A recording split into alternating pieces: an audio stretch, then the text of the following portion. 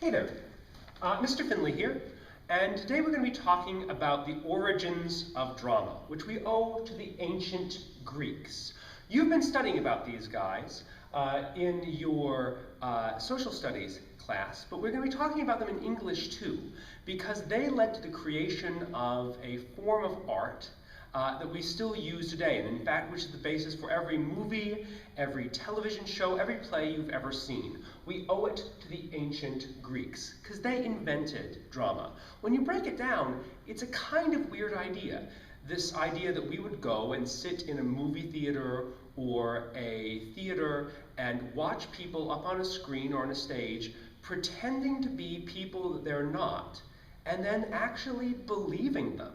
The fact that we would go along for that ride, when you break it down, is kind of bizarre. And we have to owe the Greeks for that. And specifically, one Greek guy who got really, really drunk. So this is his story. The Greeks worshipped, as you know, a pantheon of gods. They worshipped many different gods for many different reasons. And one of them was this god, Dionysus. Dionysus was the god of wine. And it tells you a little bit about the ancient Greeks, that they had a god specifically for wine.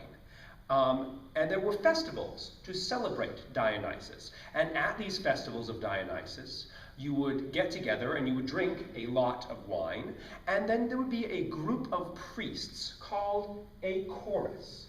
And that chorus of priests would dance and sing and tell stories about gods and heroes. And that was part of the religious experience, was hearing these stories told in dance and in song by this group of priests called the chorus. There was a whole bunch of them. And that's what happened at the festival of Dionysus. It was sort of this drinking, storytelling thing, but it was also a deeply religious experience.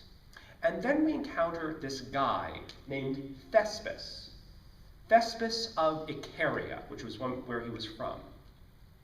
And Thespis was a priest of Dionysus, and so at the festivals of Dionysus, he performed in the chorus as well, dancing and singing. It's really interesting. Thespis, as a priest of Dionysus, drank a lot, we know.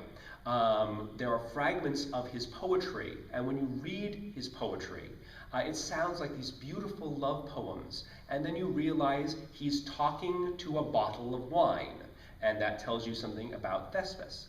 But at one of these festivals of Dionysus, Thespis was dancing in the chorus, telling one of these stories, and he got so into it, or some sources say he got so drunk, he stepped out of the chorus, and instead of telling the story, began acting like he was the character in the story.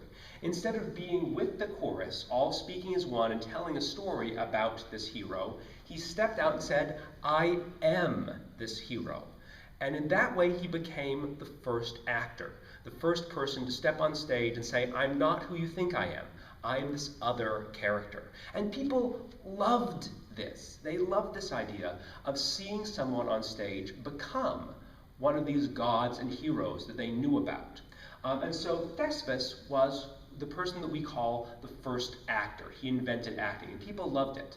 So from then on, Dionysus, at the festival, you would have these performances where you'd have the chorus, and then you would have some actors step out of the chorus and perform these characters from the story that the chorus was telling, and it would go back and forth. You would have the chorus talking for a bit, and then you would have some characters, and then the chorus, and then the characters. Sometimes the characters would talk to the chorus, and the chorus would stand in for, say, the people of the town in the story, or maybe they're an invading army, but they were the group of people commenting on the story. And those were the first plays. That's why we say that the ancient Greeks invented drama, because those were the very first plays.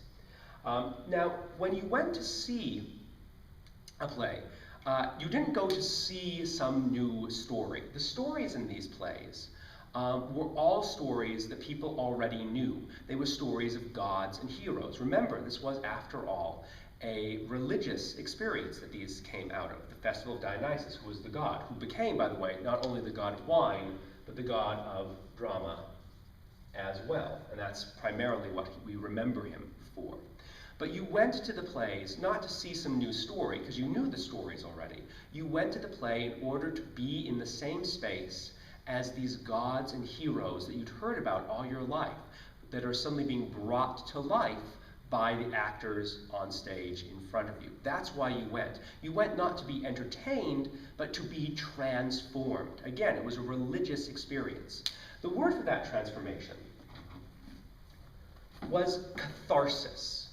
Catharsis literally means, if you translate it from Greek, soul vomiting. That is, you have an experience that is so intense, you vomit your soul, and you leave the theater transformed, having cleared your soul of all of its poisons, because you've gone through this period of catharsis.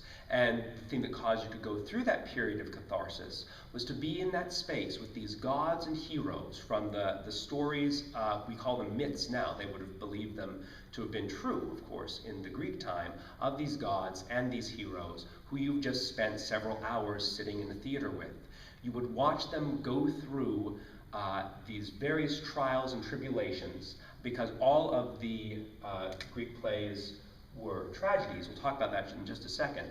So they would go through these trials and tribulations, they would come out the other side, or they would be destroyed by them.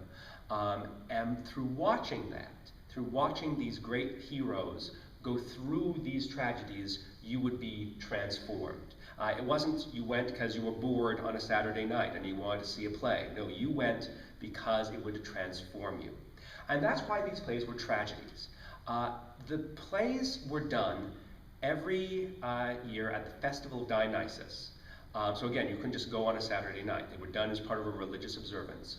And that festival was a competition. Basically, every playwright would submit 4 plays. 3 of them were tragedies. And we'll talk in another video about exactly what makes a tragedy. But a tragedy basically is a story that doesn't end well, that ends with the character being destroyed in some fashion. So 3 of them would be tragedies, 3 related tragedies called a trilogy, and then the 4th one would be called a satyr play. And it was a sort of shorter, funnier play to sort of clear your head after all the tragedy.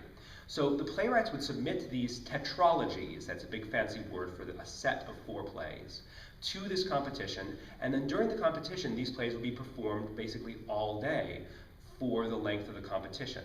And then the best playwright would be chosen. And the rewards were huge. Sophocles, who is the playwright who wrote Oedipus Rex, the play that we're going to read, and was maybe the most famous of the Greek playwrights, won a lot of these competitions. And at one of them, we know he won an island. They said, oh, we like your plays so much. Here's an island. You can be the governor of it. Go write some more plays. I wish they still did that now. I wish I could get an island for writing a play, but they don't do that anymore. So this was a big, big deal. The plays would be written, they would be done in this competition at the Festival of Dionysus, and the audience would go through this catharsis, this soul purging, having witnessed all of this tragedy all put together. So in other videos, we're going to talk about what the theater looked like, because it looked pretty different from what you might imagine the theater today looking like. But I wanted to give you a little bit of introduction about where this drama comes from.